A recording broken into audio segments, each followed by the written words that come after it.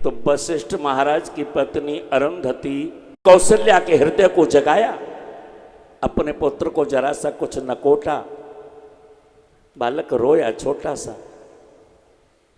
गुरुमाता लाला क्यों रो रहे हैं? क्या बताऊं महारानी, हमारे पति और आपके पति का तो शासन काल बड़ा सुंदर चल रहा है, और हम भी इधर कह रहे हैं हमारे तो कई बैठे हैं, पंडित जी की हम कुलगुरु होते हैं, परिवार च नहीं बैठा है, लेकिन आगे की संस्कार की गति को जगा रही हैं। महारानी हमारा लाला कह रहा है कि हम किसके सहारे अपना जीवन बिताएंगे। कौशल्या मैया का हृदय उभर आए बिमल विलोचन ही, हृदय के नेत्र खुल गए और दुखी होकर कहने लगी, बाकी में मैया जी सही कह रही हो। अब चिंता भवन में हो गई कि हमारे संतान नहीं। ऐसी वासना जगी माता जी, गुरुमाता तो कह करके चली आई। आज पूरे राजभवन में चर्चा हो गई कि बाकी में तुम्हारे घर में अंधेरा है, जर जाइयो ऐसो जीवन राम बिना। काया तो माया बिन सूनी, माया सूनी पुत्र के बिना। मंदिर तो दीपक बिन सूनो, और दीपक सूनो ज्योत के। जर जाइयो ऐसो जीवन राम के बिना।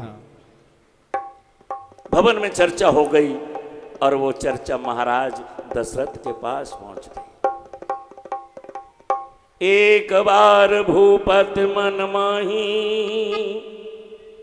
भय गिलान मेरे सुत नाही। दुखी हो गए और गुरु की शरण ले ली, वशिष्ठ जी के चरणों में पहुंच गए।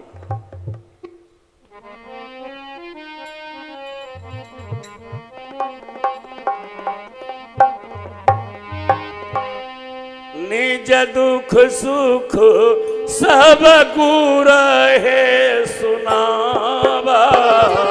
निज दुख सुख सब गुर है सुनावा। निज दुख सुख सब गुर है सुनावा। गुरु जी को अपने हृदय का दुख सुनाने लगे और गुरु जी धीरज बंधाने लगे। धरहु धीर हुए सुत चारी। धरहु धीर हुए सुत चारी। धरहु धीर हुए सुत चारी। बोलिए गोविंद भगवान की जय। गुरुजी ने कहा दुखी मत हो, हृदय में धीरज धारण करो, तुम्हारे घर में 4 पुत्रों का जन्म होगा, ये लिखा है। लेकिन एक बात याद करेंगे क्या,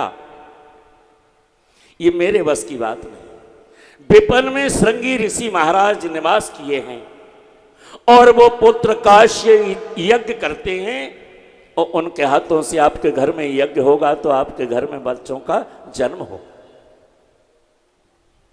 महाराज कैसे उन पर सूचना पहुंचे?